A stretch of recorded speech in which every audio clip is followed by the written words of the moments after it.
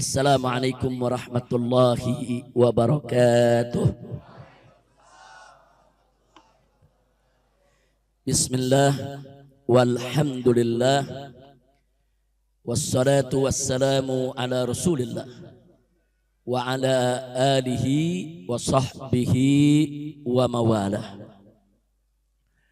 Siyadatul habaib asyurafa wa sa'adatul ulama il-fudala wa jami'il hadirin al-hibba'il a'izza rahimakumullah. Fi hadhihi al-munasabati as-sa'idah wa bihadzal masjidil mubarak la ansa an usiyakum jami'an wa nafsi bi taqwallah wa bi ta'ati rasulillahi sallallahu alaihi wa alihi wa sahbihi wa sallam. Fa nas'alullah subhanahu wa ta'ala an yaj'alana jami'an minal muttaqin. Amin ya rabbal alamin. Hibail kiram, setelah puja dan puji kita panjatkan bagi Allah Jalla Jalaluh. Setelah salawat dan salam kita sampaikan untuk junjungan Nabi kita yang tercinta Sayyiduna Muhammad sallallahu alaihi wa alihi wa sahbihi wasallam. Maka dalam kesempatan yang penuh kebahagiaan ini, di tempat yang penuh keberkahan ini, tidak lupa saya sampaikan apresiasi dan penghargaan. Pertama, untuk para ustadz, para tuan-tuan guru yang selama ini dengan tekun terus mengajar, mengisi majelis taklim rutin Rabu malam Kamis di Masjid Jami' Al-Islah. Jadi tanpa bantuan para guru tersebut, majelis ini sudah lama bubar. Majelis ini sudah lama tidak ada. Tapi dengan segala kelebihan dan kekurangannya, para guru-guru kita telah mengisi secara bergantian sehingga majelis ini sampai hari ini masih tetap ada. Alhamdulillah, jazahumullahu khairal jaza. Kita doakan para guru kita semoga mendapatkan ganjaran yang berlipat ganda. Yang kedua, yaitu segenap pengurus daripada Masjid Jami' Al-Islah yang sejak dulu awal daripada pendirian majelis ini, di masjid ini, para pengurus yang walaupun silih berganti, datang dan pergi, dari mulai orang-orang tua kita terdahulu sampai saat ini, terus membuka pintu masjid ini untuk majelis taklim dan terus memberikan support, memberikan semangat baik kepada guru maupun kepada jamaah dengan menyediakan membuka pintu masjid ini untuk majelis taklim rutin Rabu malam Kamis di Petamburan. Alhamdulillah, kita doakan segenap pendiri Masjid Al-Islah maupun para pengurusnya yang masih ada maupun telah meninggalkan kita, supaya mereka semua senantiasa dilimpahkan oleh Allah rahmat, magfirah dan barokahnya. Amin ya rabbal alamin. Dan mudah-mudahan Masjid Al-Islah terus akan menjadi masjidan ma'muran thayyiban mubarakan. Amin ya rabbal alamin. Nah, kemudian secara istimewa, salam penghormatan, apresiasi yang tinggi, ucapan terima kasih kita sampaikan kepada seluruh jamaah yang setia, yang terus, saudara, mau bagaimanapun kondisinya, mau lagi ramai, mau lagi sepi, mau lagi hujan, mau lagi cerah, begitu juga tim hadrah kita yang terus dengan setia menemani daripada pengisian majelis ini. Kita sampaikan terima kasih, kita hormati, kita hargai dengan segala kelebihan dan kekurangannya. Semoga antum semua yang telah setia memakmurkan masjid ini dan memakmurkan majelis daripada Rabu malam Kamis, semoga diberikan oleh Allah Subhanahu wa taala segala kemudahan dalam urusannya, digabulkan hajatnya, dihasilkan maksudnya, dibahagiakan dunia dan akhiratnya. Amin ya rabbal alamin. Yang berikutnya kita juga sampaikan terima kasih, apresiasi, penghargaan kepada seluruh warga Petamburan, Masyarakat tetangga masjid, ya mungkin selama setiap malam Kamis ada yang agak terganggu ya ikhwan, karena kadang-kadang pengajiannya sampai jam 11, kadang-kadang sampai jam 12 malam, tapi masyarakat menganggap biasa karena memang sudah puluhan tahun saudara. Tapi sungguh pun begitu, tetap saudara, kerelaan masyarakat, keridhaan masyarakat itu juga menjadi support buat kita semua. Nah maka itu kepada seluruh masyarakat Petamburan, warga yang ada di sekitar Masjid Al-Islah, kita sampaikan terima kasih kepada mereka, penghargaan untuk mereka atas segala dukungannya adanya majelis taklim Rabu malam Kamis di masjid ini. Mudah-mudahan seluruh masyarakat Petamburan, khususnya warga yang ada di sekitar Masjid Al-Islah ini, dimudahkan segala urusannya oleh Allah Subhanahu wa taala. Dibukakan pintu rezekinya, dimaafkan segala kesalahannya, dimudahkan segala urusannya, disenangkan dunia hingga akhiratnya. Amin ya rabbal alamin. Jadi sekali lagi tentu dengan segala kita tahulah setiap pengajian tuh pasti ada kekurangan. Setiap ustadz jamaah pasti ada kekurangan. Tapi malam ini kita tidak ingin menyebut kekurangan. Kita ingin menyebut bagaimana kelebihan mereka sampai malam hari ini pengajian ini tetap ada ya. Walaupun saya 3,5 tahun ada di Mekah, saya tidak hadir di majelis ini. Walaupun saya 1,5 tahun ada di hotel bintang 7. Kok ketawa ente? Tega banget nyebut di penjara. Hotel bintang, tahu jamu bintang 7 buat apa? Buat obat? Nah, lu rasain penjara. Nah, jadi kalau rasain penjara puyeng, itu dia bintang 7. Masya Allah. Tapi alhamdulillah, walaupun 5 tahun, bahkan setelah saya keluar dari penjara pun, saya belum bisa ikut rutin di masjid ini. Saudara, saya masih mempertimbangkan keamanan, masih mempertimbangkan kesehatan, masih banyak yang perlu dipertimbangkan. Apalagi status saya masih pembebasan bersyarat. Jangan sampai ada orang-orang yang tidak suka menjadikan itu sebagai celah saudara.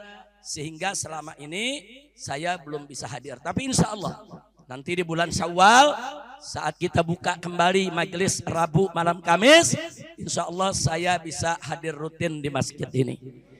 Amin ya rabbal alamin. Maka itu kita himbau semua jamaah.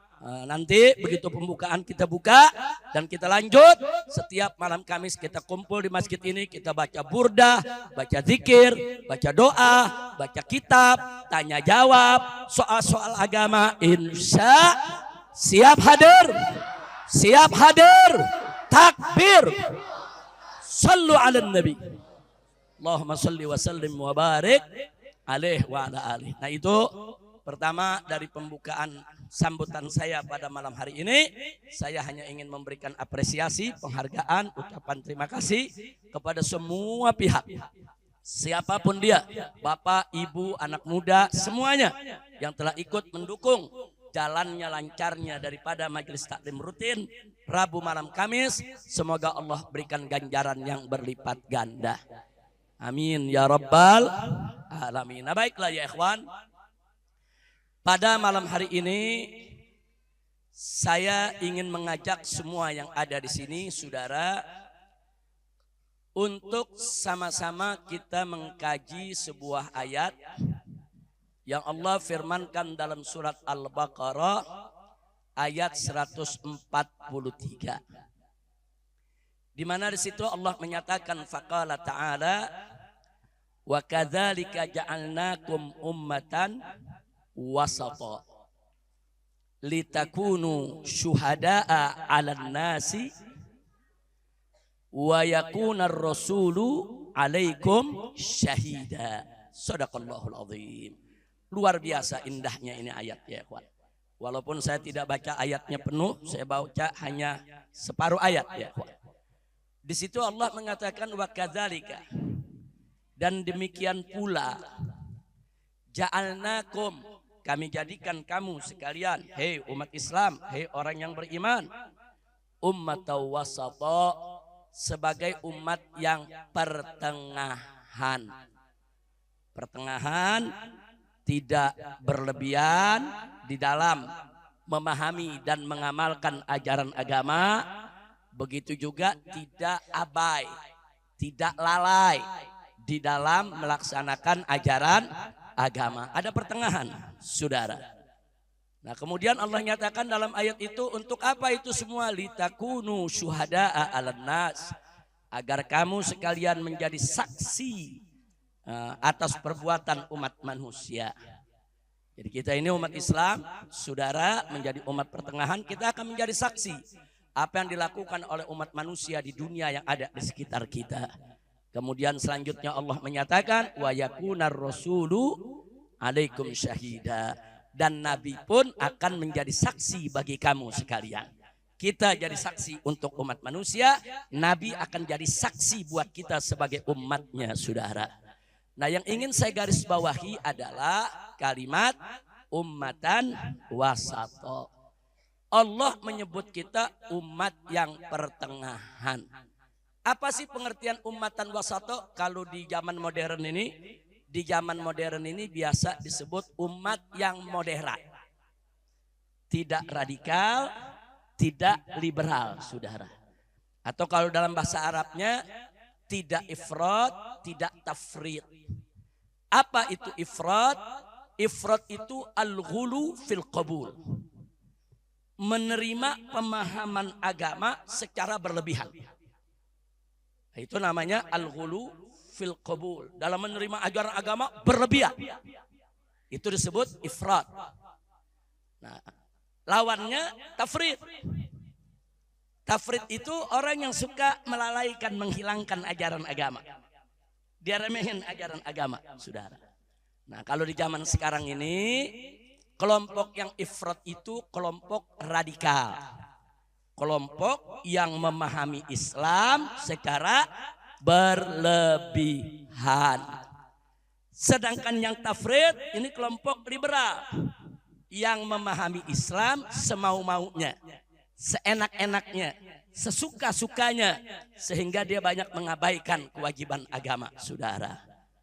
Jadi sekali lagi kita disebut oleh Allah ummatan wasato, yang pertengahan. Pertengahan artinya tidak radikal, tidak liberal. Pertengahan artinya tidak ifrat, tidak tafrid, saudara. Betul-betul pertengahan. Itulah yang dimaksud dengan istilah zaman sekarang, moderat. Jadi moderat itu artinya memahami Islam apa adanya, sesuai yang dikehendaki oleh Allah dan Rasulnya, tanpa ditambah, tanpa dikurangi, tidak berlebihan, tapi juga tidak meremehkan, saudara. Itulah umat Nabi yang diinginkan oleh Allah dan Rasulnya, insya Allah. Nah, untuk lebih jelasnya, saya berikan dua contoh, saudara. Contoh pertama dalam urusan jihad. Contoh kedua dalam urusan rumah tangga. Saudara, dalam urusan jihad ada satu ayat Allah Subhanahu wa taala menyatakan dalam Al-Quran kepada orang yang beriman, wa qatilul musyrikina kafah. Artinya perangilah orang-orang musyrik kafah semuanya. Jadi ayat ini memerintahkan orang beriman untuk perangi itu orang-orang musyrik. Perangi itu orang-orang kafir semuanya. Kafah seluruhnya. Ayat ini, saudara, kalau dipahami secara ifrat atau tafrid berbahaya. Kalau dibawa ke paham radikal atau dibawa ke paham liberal berbahaya. Mari kita lihat kelompok ifrat, kelompok radikal nih, yang berlebihan di dalam memahami ajaran agama. Apa dia bilang? Tuh, Allah perintahkan kita untuk bunuh orang musyrik semuanya. Udah habisin aja orang kafir, bunuh semua. Bahaya gak? Bahaya gak? Bahaya ya ikhwan. Dia pakai dalil firman Allah. Bukan dalilnya yang salah, bukan firman Allahnya yang salah, pahamnya yang salah. Dia memahami ayat secara berlebihan. Al-ghulu fil qabul. Cara dia menerima ayat tersebut terlalu emosional, saudara. sehingga dia berlebihan, sehingga dia melakukan ifrat, sehingga dia memahami ayat sebagai perintah untuk menghabisi semua orang kafir dan musyrik tanpa pandang bulu. Ya, nah, saya mau tanya, paham begini bahaya gak? Bahaya gak? Itu radikal namanya ya, Wan. Itu namanya. Kenapa dia radikal? Karena dia punya paham ifrat. Karena dia terlalu berlebihan di dalam memahami Islam. Kira-kira jelas tidak? Nah, sekarang yang liberal. Kalau liberal tadi tafrid. Dia mengabaikan. Apa dia bilang begitu lihat ayat tuh? Lihat tuh dalam Al-Quran. Masa kita disuruh membunuh gitu orang kafir musyrik semua? Ini dulu berlakunya dulu zaman Nabi Muhammad tuh orang kafir jahat-jahat disuruh bunuh. Kalau sekarang nggak bisa. Ini ayat udah kadaluarsa. Ini ayat sudah tidak relevan. Ini ayat udah nggak boleh diberlakukan sekarang. Nah ini namanya tafrid. Dia menolaknya al-ghulu fil rafad. Saudara. Kalau ifrat al-ghulu fil qabul. Kalau tafrid al-ghulu fil rafad. Kalau ifrat berlebihan dalam menerima. Kalau tafrid berlebihan dalam menolak. Saudara. Nah tadi yang radikal berlebihan dalam menerima. Menerima itu ayat, ditelan, dipahami. Saudara. Dengan emosi. Sehingga dia berpendapat semua orang kafir boleh dibunuh. Sementara yang liberal, saudara, dia tafrid, saudara. Dia berlebihan dalam menolak. Dia menolak ini ayat. Dia mau tolak kewajiban jihad. Berlebihan dalam menolak, saudara. Sehingga saudara dia nekat mengatakan ayat itu sudah kadaluarsa. Ayat itu sudah tidak relevan. Ayat itu sudah tidak boleh dikaji lagi. Ayat itu sudah tidak boleh diamalkan lagi. Nanti dia katakan ayat itu melanggar HAM. Tidak sesuai dengan hak asasi manusia. Ayat itu sudah kadaluarsa. Ayat itu sudah ketinggalan zaman. Ini namanya paham tafrid. Saudara. Nah paham semacam ini saya tanya. Bahaya tidak? Bahaya. Dia bisa menghapus hukum jihad. Hukum jihad dihapus. Saudara. Nah jadi sekali lagi. Inilah bahaya radikal dan liberal. Sama-sama bahaya ya ikhwan. Liberalnya bahaya. Radikalnya juga bahaya. Yang radikal nanti bisa mencoreng citra Islam, saudara. Yang liberal justru dia merusak. Ini sama-sama merusak. Jadi yang ifrat merusak, yang tafrid juga merusak. Kira-kira jelas gak? Paham? Sekali lagi saya tanya, paham radikal bahaya tidak? Paham liberal bahaya tidak? Bahaya. Nah lalu bagaimana paham Islam yang sebenarnya? Tadi Allah sudah nyatakan wa kadzalika ja'alnakum ummatan wasata. Kami telah jadikan kamu sekalian umat yang pertengahan. Nah, yang pertengahan artinya apa? Jangan radikal. Yang pertengahan artinya apa? Tidak liberal, pertengahan. Nah, bagaimana Islam memahami ayat tadi? Di dalam memahami ayat Al-Qur'an tidak hanya berpegang kepada satu ayat dengan mengabaikan ayat yang lain. Kan ayat jihad dalam Al-Quran banyak. Bukan itu saja saudara. Kan hadis bicara tentang jihad banyak saudara. Kumpulkan semua ayat. Kumpulkan semua hadis tentang jihad. Baru kita bisa paham maksud ayat tadi. Maksud ayat tadi saudara. Perangilah orang-orang musyrik yang mengganggu Islam. Perangilah orang-orang kafir yang memerangi Islam, saudara. Jadi orang-orang kafir yang memerangi Islam, orang-orang musyrik yang memerangi Islam, orang kafir, orang musyrik yang membantai umat Islam, yang menghabisi umat Islam, lawan, saudara, lawan, habisi mereka. Itu perintah ayat. Kira-kira jelas gak? Lalu kalau orang kafir yang gak menyerang Islam, gak boleh. Kalau orang kafir yang berhubungan baik dengan umat Islam, enggak boleh. Kalau orang kafir yang tidak mengganggu umat Islam, enggak boleh. Makanya dalam fikih dibagi. Orang kafir itu ada 4 macam. Yang pertama kafir zimmi. Orang kafir yang hidup di negara Islam. Dia berkelakuan baik.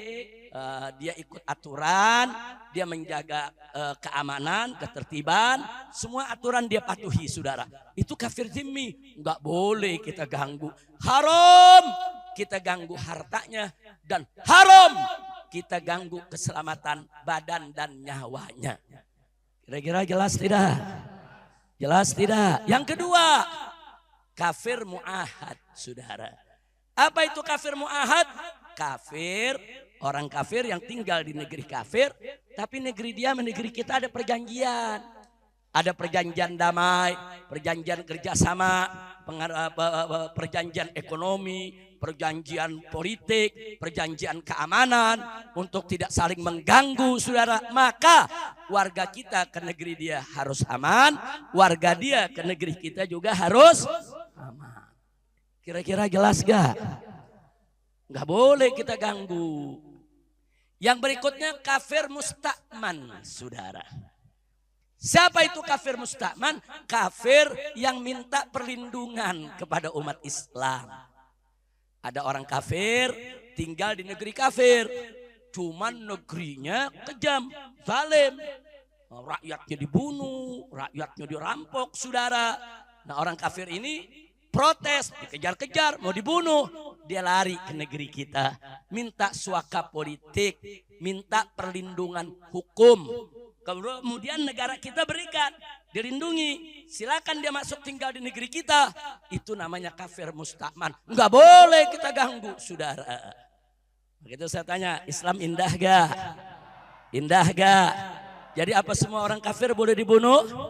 Apa boleh semua orang kafir boleh dihabisi? Apa semua orang kafir boleh diperangi? Saudara, enggak boleh. Kafir zimmi enggak boleh kita ganggu.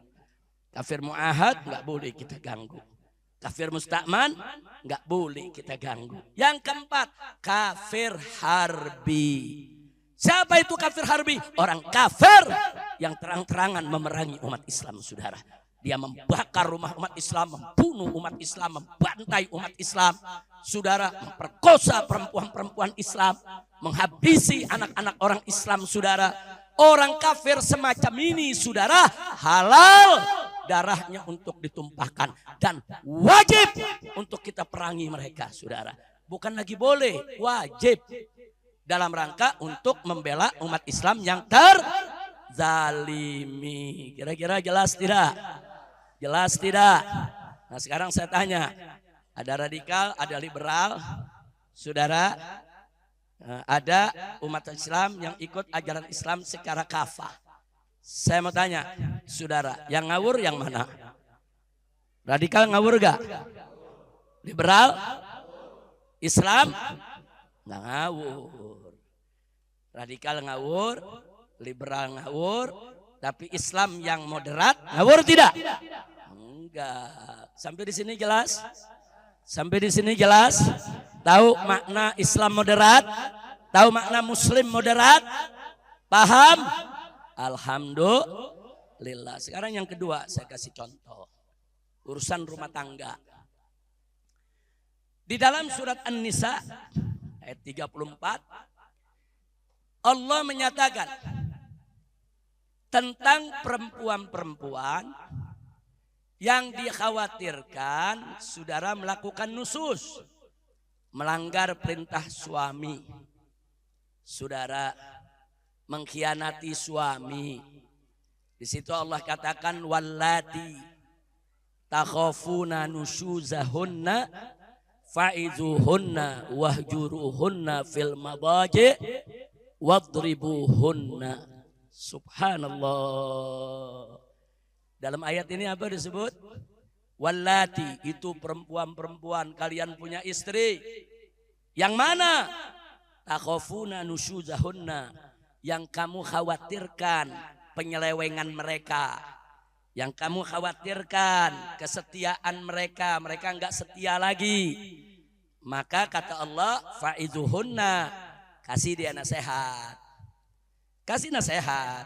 Kalau ada istri kita mulai enggak taat, disuruh enggak keluar rumah, dia keluar rumah. Disuruh jangan terima tamu, dia terima tamu, saudara. Nah jadi nih kelihatannya kita khawatir, wah ini mulai nggak taat nih. Nah jadi kata Allah apa? Fa'izuhunna, nasehatin dong, nasehatin. Lalu kalau dinasehatin nggak ngerti, beberapa kali dinasehatin nggak ngerti, Allah kasih jalan yang kedua, wahjuruhunna fil madaji, pisah ranjang, jangan tidur sama dia. Suruh dia tidur di kamar yang lain. Nah, jadi kasih pelajaran, takdib, supaya dia kembali untuk setia kepada suami. Nah, luar biasa ajaran Islam, ada tahapan. Nah kalau udah pisah ranjang nggak ngerti juga, kata Allah, wadribuhunna, pukul mereka. Nah ini yang jadi masalah nih, pukul mereka. Nah saya nggak mau cerita yang awalnya, yang pukul ini sudah. Kaum radikal saudara melihat ayat ini pukul, emang disuruh pukul, dia tempeleng bini, dua gebukin saudara. Kalau kita tegur, Allah yang suruh. Allah bilang dalam Al-Quran, wadribuhunna, pukul itu perempuan, pukul. Oh ini yang radikal. Wah Allah yang suruh, nggak disuruh aja dia pukul, apalagi disuruh. Ayo lelaki ngaku.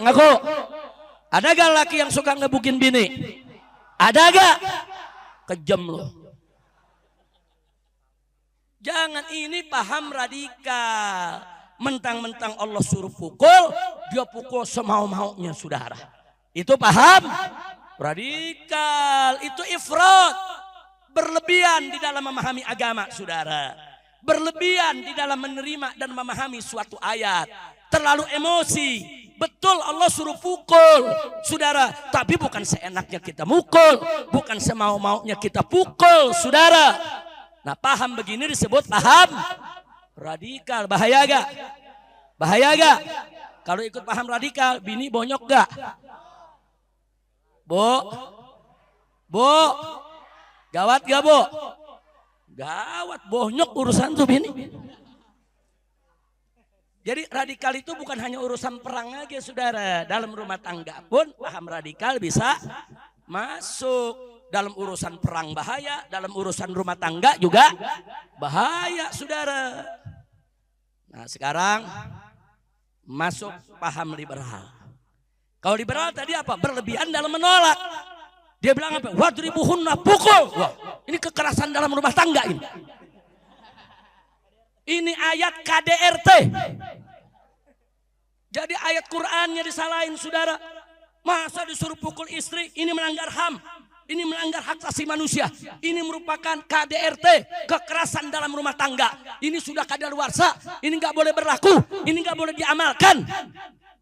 Ini harus dihapus dari Quran. Masya Allah. Saya tanya, paham begini bahaya gak? Bahaya juga saudara. Yang tadi berlebihan dalam menerima, yang ini berlebihan dalam menolak saudara. Nah sekarang Islam yang moderat bagaimana? Ummatan wasata, di tengah-tengah saudara. Dia tidak seperti radikal. Betul Allah suruh pukul, betul. Memang Allah suruh pukul. Dan kalau suami pukul istri, itu bukan KDRT saudara. Tergantung mukulnya.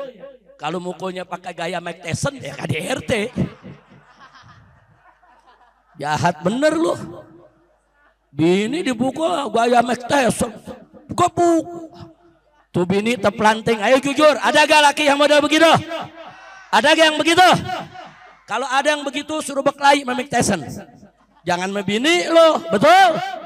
Istri itu lemah, perempuan itu makhluk lemah. Perempuan itu mesti disayangi, dikasihi. Saudara, nggak ada Islam mengajarkan mukul begitu, saudara. Nggak ada, saudara. Jadi suami dibolehkan mukul istri, satu, di bagian yang tidak membahayakan, saudara. Dua, bukan di bagian-bagian seperti bagian yang terhormat, yang mulia, muka. Muka ini bagian mulia, bagian terhormat, nggak boleh saudara dipukul. Apapun alasannya nggak boleh suami pukul wajah daripada istri, saudara. Nah kemudian bagian yang membahayakan banyak, saudara. bagian yang membahayakan, yang bisa mematahkan tulangnya, yang bisa merusak ginjalnya, yang bisa menghancurkan rahimnya, saudara. Nggak boleh. Pukul yang nggak bahaya, kerasnya pun saudara diukur. Jangan kerasnya saudara sampai kayak kecepatan 1000 km per jam tuh tangan. Pukul sekuat tenaga, enggak. Pukul dia punya pahanya, pukul bagian yang tidak membahayakan. Menunjukkan kalau kita marah, menunjukkan kalau kita tidak ridho, menunjukkan kalau kita tidak suka. Silakan kita bentak, silakan kita marahi. Tapi pukul ada batasannya, saudara. Pukulan yang tidak membahayakan, pukulan yang tidak melukai, pukulan bukan di tempat yang terhormat. Kira-kira jelas tidak? Jelas tidak? Berarti suami mukul istri boleh gak? Boleh, asal ikut aturan. Jadi kalau suami sekedar marah sama istri, pukul pantatnya, KDRT bukan? KDRT bukan? Terus tuh istri lapor polisi, terus polisinya nanggepin, sama-sama geblek. Ya pukul pantat doang pakai lapor polisi. Udah gitu pakai diladenin laporan. Kecuali kalau mukul pantatnya pakai baja. Nah, lo yang kelewatan, emang mesti lapor polisi itu begitu. Betul? Itu kalau begitu laporin aja polisi, betul? Setuju? Mesti lapor polisi. Teman kalau nabok sedikit.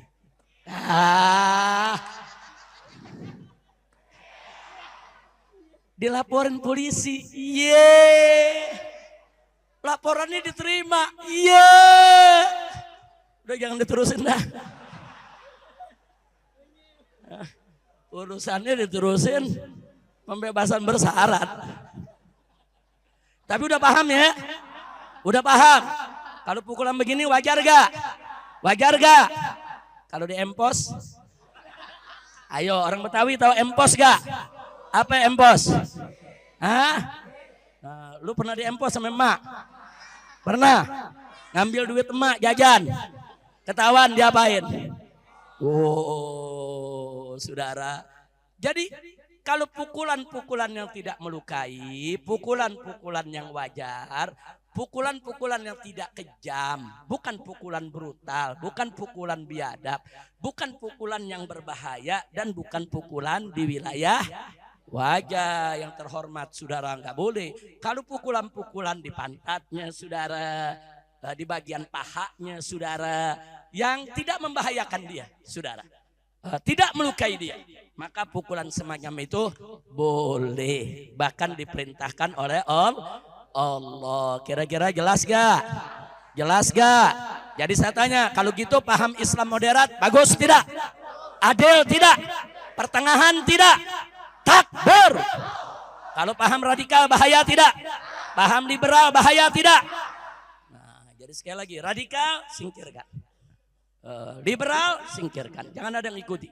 Jadilah umat Islam seorang muslim yang moderat. Sampai di sini jelas? Paham? Nah, sekarang ada yang nanya, Habib, sekarang ada program moderasi beragama. Sekarang lagi dikampanyekan di sekolah-sekolah dari Sabang sampai Merauke. Dananya besar, miliaran, saudara. Nah, bagaimana menurut Habib tentang program moderasi beragama? Saudara, saya sudah pelajari soal moderasi beragama. Saya sudah baca buku-buku moderasi beragama. Bahkan saya sudah baca kisi-kisinya semua. Itu bukunya luar biasa tebalnya, saudara. Kita sudah pelajari dan kita sudah lihat apa dan bagaimana yang dimaksud dengan moderasi beragama. Saya tidak ingin bicara panjang soal itu. Saya hanya ingin memberikan bekal saja. Kalau yang dimaksud moderasi beragama sebetulnya memoderatkan umat beragama. Bagaimana supaya umat beragama dalam menjalankan kehidupan beragama sikapnya moderat. Nah, jadi kalau moderasi beragama maksudnya seperti itu, memoderatkan paham umat Islam supaya tidak radikal, supaya tidak liberal, sesuai dengan ajaran Islam, ya bagus, kita terima. Kalau memang itu merupakan program untuk menjauhkan umat Islam dari sifat radikal dan sifat liberal. Kira-kira jelas tidak? Tapi kalau yang dimaksud moderasi beragama, ajaran Islamnya yang mau dimoderatkan. Ini lucu. Kenapa lucu? Karena Islam sudah moderat. Umat Islam ini sejak dulu ummatan wasata. Al-Quran sudah turun 14 abad yang lalu. Sebelum kata moderat itu lahir, Islam sudah nyebutin dari saat Al-Quran itu turun. Di mana Allah nyatakan wa kadzalika ja'alnakum ummatan wasata. Jadi sebelum moderasi beragama datang 14 abad yang lalu, Allah sudah memberikan kesaksian umat Islam ini harus menjadi umat yang moderat, saudara. Jadi kalau mau dimoderatkan lagi, apanya yang mau dimoderatkan, saudara? Jadi yang perlu dimoderatkan itu yang radikal, wajib dimoderatkan. Yang harus dimoderatkan yang liberal, wajib untuk dimoderatkan. Tapi Islam yang sudah menjalankan ajarannya dengan baik dan benar tidak perlu dimoderatkan lagi. Kenapa? Sebab sudah moderat. Kira-kira jelas tidak? Nah makanya kita tanya lagi yang maksud moderasi ini yang bagaimana? Nah ada lagi pertanyaan. Kalau ada orang teriak-teriak moderasi beragama, tanya aja sama dia. Coba saya mau tanya sama Anda. Kalau ada umat Islam menyebut orang non-Islam kafir, moderat apa enggak? Kalau dia katakan tidak moderat, maka berarti programnya enggak benar, saudara. Kenapa? Karena kita dari zaman Nabi sampai hari ini menyebut orang di luar Islam kafir, saudara. Jadi umat Islam dari zaman Nabi sampai saat ini, tatkala menyebut orang di luar Islam itu kafir, dia sudah moderat, saudara. Jadi kalau ada yang punya program, wah itu tidak moderat, berarti ada yang nggak beres tuh dalam programnya. Kira-kira jelas gak? Paham gak? Nah, jadi kalau Anda duduk di satu tempat, diikut sertakan dalam program moderasi, tanya aja sama yang ngisi. Saya mau tanya, kalau ada umat Islam nyebut orang di luar Islam kafir, moderat ya? Gak ya? Kalau dia jawab enggak moderat, berarti programnya nggak beres ya. Tanya lagi yang kedua. Kalau umat Islam mengatakan mengucapkan selamat Natal itu haram. Dia tidak mau ikut Natal. Moderat apa enggak? Kalau menurut dia, saudara, oh itu tidak moderat. Berarti programnya enggak beres, saudara. Kenapa? Karena umat Islam yang mengharamkan Natal dan tidak ikut Natal, ikut fatwa para ulama. Itu ajaran Islam. Moderat tidak? Moderat, saudara. Kenapa disebut tidak moderat? Kira-kira jelas gak? Nah begitu tanya juga sama dia. Kalau ada perempuan Islam pakai jilbab, pakai cadar, moderat gak? Tanya dia sudah. Kalau dia bilang tidak moderat, berarti programnya nggak beres, saudara. Berarti programnya itu bukan moderasi itu program liberalisasi yang dibungkus dalam bentuk moderasi. Saudara, itu bukan moderasi, itu modernisasi, beda tuh. Modernisasi memodernkan. Dianggap tuh kalau orang maksiat tuh udah modern, saudara. Kalau moderat enggak. Moderat itu sikap pertengahan di dalam mengamalkan ajaran Islam. Terus tanya lagi sama dia. Kalau umat Islam enggak mau pilih orang kafir sebagai pemimpin, moderat enggak? Tanya sama dia. Kalau dia bilang, oh itu tidak moderat, berarti programnya enggak beres, saudara. Kira-kira jelas gak? Jelas gak? Tapi kalau dia jawab moderat, semua yang kita tanya dia jawab moderat itu, moderat itu, moderat itu. Berarti programnya bagus, saudara. Kira-kira paham? Paham? Nah sekarang saya mau tanya yang hadir sini, jujur. Kalau orang Islam menyebut orang di luar Islam kafir, moderat tidak? Moderat tidak? Kenapa moderat? Ajaran Islam dari dulu sampai hari ini nggak berubah, betul? Kalau ada orang Islam gak mau ikut Natal, mengatakan hari Natal, mengikut Natal itu ucapan Natal haram. Karena ada fatwa dari para ulama. Moderat tidak? Moderat tidak? Kalau perempuan-perempuan muslimah pakai jilbab, moderat tidak? Kalau perempuan muslimah pakai cadar, moderat tidak? Kalau umat Islam rajin ke masjid, moderat tidak? Kalau umat Islam rajin ngaji, moderat tidak? Takbir! Sallu ala nabi. Nah, jadi jangan diputar-putar. Jadi kita bilang moderat, dia nuduh kita nggak moderat. Enak aja saudara. Kita nggak mau pilih orang kafir sebagai pemimpin. Oh itu tidak moderat. Dari mana nggak moderat? Malah lu bomenyan. Masya Allah, kira-kira jelas gak? Paham? Nah saya mau tanya, siap jadi Islam moderat? Siap jadi Muslim yang moderat?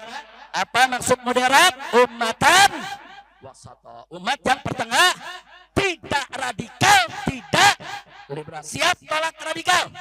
Siap tolak liberal? Takbir! Alhamdulillah, jelas semua ya. Baik, nah sebagai penutup saya mau ajak semua umat Islam dimanapun juga berada, ayo kita galakan saudara program untuk umat ini. Ada 3 program penting. Yang pertama, program deradikalisasi. Nah, ayo umat bersama para habaib, para kiai, para ulama, kita melakukan upaya deradikalisasi. Apa itu deradikalisasi? Menjaga umat Islam dan menjauhkan mereka dari paham-paham radikal, supaya umat Islam jangan jadi radikal. Setuju tidak? Setuju tidak? Siap ngajak keluarga supaya tidak radikal? Siap ngajak istri dan anak supaya tidak radikal? Siap ngajak tetangga untuk tidak radikal? Takbir! Itu namanya program deradikalisasi, bukan radikalisasi. Kalau radikalisasi meradikalkan orang. Kalau deradikalisasi membuat orang tidak radikal. Setuju? Setuju? Nah, yang kedua programnya deliberalisasi. Artinya apa? Kita mengajak umat dimanapun berada, kita jaga, kita lindungi, kita ajarkan, saudara, jangan sampai dia ikut pemahaman liberal. Jauhkan dia sejauh-jauhnya dari paham liberal. Itu namanya deliberalisasi. Setuju tidak? Setuju tidak? Ada yang bertanya, kenapa Habib? Kok harus ada deliberalisasi dan deradikalisasi? Sebab, saudara, sebab radikal itu, saudara, akan semakin subur kalau kelompok liberal selalu melakukan aksi. Kelompok liberal beraksi menghina Al-Quran. Kelompok liberal beraksi menghapus hukum jihad. Kelompok liberal beraksi mengatakan hukum Islam itu kadaluarsa. Ini aksi. Nah saudara, kalau kelompok liberal ini dibiarkan terus dia menghina Islam, jangankan yang radikal, yang gak radikal aja umat Islam yang marah bisa radikal, saudara. Paham tidak? Saya mau tanya yang hadir sini, Anda kalau dengar Allah dihina marah gak? Kalau Nabi dihina marah gak? Kalau Al-Quran dihina marah gak? Kalau setiap hari dibiarkan orang menghina terus, lama-lama mengkelap tidak? Lama-lama marah tidak? Lama-lama kita bertindak tidak? Kita nggak radikal. Tapi karena dihantam terus oleh serangan liberal, bisa jadi radikal. Itu yang nggak radikal lagi bisa jadi radikal. Karena kesel, emosi, agamanya dihina. Apalagi yang sudah radikal. Yang sudah radikal, begitu dengar Islam dihina, wow, sudah bisa makin membabi buta, bisa makin nekat dia. Betul? Berarti liberal bahaya tidak? Liberal ini berbahaya kalau dibiarkan. Dia bisa membuat umat Islam yang tidak radikal jadi radikal karena emosi. Dan dia bisa membuat orang yang sudah radikal menjadi super radikal. Kira-kira jelas gak? Jelas gak? Kalau liberalnya nggak ada yang hina Allah, nggak ada yang hina Nabi, nggak ada yang hina Al-Quran, nggak ada yang radikal, saudara. Andai kata pun ada yang radikal dalam berpendapat, saudara. Tapi masih bisa diredam, karena nggak ada yang memancing mereka, saudara. Kira-kira jelas? Jadi sekali lagi, liberal bahaya tidak? Nah, jadi kalau kita mau deradikalisasi tanpa deliberalisasi, omong kosong. Nggak bisa lakukan deradikalisasi seiring sejalan secara simultan, bersamaan, berkesinambungan, berkelanjutan dengan apa? Dengan deliberalisasi, saudara. Jadi deradikalisasi, deliberalisasi harus dijalankan bersama, saudara.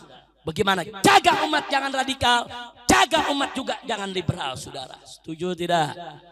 Alhamdulillah. Kira-kira yang saya sampaikan jelas tidak? Paham ini semua? Paham? Betul? Yang terakhir, kalau kita mau gampang deradikalisasi dan kita juga mau mudah deliberalisasi, ada caranya. Caranya mudah. Apa caranya? Yuk rame-rame kita lakukan program aswajaisasi. Kita sebarkan ajaran aswaja ke seluruh pelosok Indonesia, saudara. Karena ajaran aswaja Ahlus Sunnah wal Jamaah adalah ajaran yang moderat. Ajaran yang tidak radikal dan tidak liberal, saudara. Isi umat dengan aswaja, saudara. Begitu aswaja ini menyebar ke seluruh pelosok Indonesia, maka tidak ada tempat bagi radikal dan liberal, saudara, untuk berkembang. Loh, kenapa begitu? Karena aswaja itu madhabnya madhab rahmatan lil alamin, saudara. Sampai di sini jelas? Indah gak Ahlus Sunnah? Indah tidak Ahlus Sunnah? Indah tidak Ahlus Sunnah? Ada Ahlus Sunnah ngafir-ngafirin orang? Ada Ahlus Sunnah nyari gara-gara sama orang? Ada Ahlus Sunnah mengganggu agama orang? Enggak ada, saudara. Makanya yuk sebarin aswaja, saudara. Itu yang saya maksud aswajaisasi. Buka kitab fikih aswaja, buka tafsir aswaja, buka kitab hadis aswaja, saudara. Buka kajian-kajian Ahlus Sunnah wal Jamaah. Karena Ahlus Sunnah wal Jamaah ini madhab yang wasatan, ini madhab yang insaf, ini madhab yang iktidal, ini madhab yang luar biasa. Tingkat tasamuh, toleransinya kepada madhab lain, juga kepada orang beragama lain sangat tinggi. Nah, begitu saya mau tanya semua di sini, siap jaga aswaja? Siap jaga aswaja? Siap sebarluaskan aswaja? Takbir! Sallu ala nabi. Nah, sampai di sini jelas? Jadi kira-kira kalau umat Islam se-Indonesia udah jadi aswaja, aman gak Indonesia? Berkah gak Indonesia? Ada radikal? Nggak ada. Ada teroris? Nggak ada. Ada liberal? Ada ateis? Nggak ada. Sebarluaskan aja. Di majelis-majelis di mana-mana sebarluaskan aswaja Ahlus Sunnah wal Jamaah. Sebarluasin seluas-luasnya Ahlus Sunnah wal Jamaah. Itulah kunci negeri ini bisa tetap aman dan damai. Insya Allah.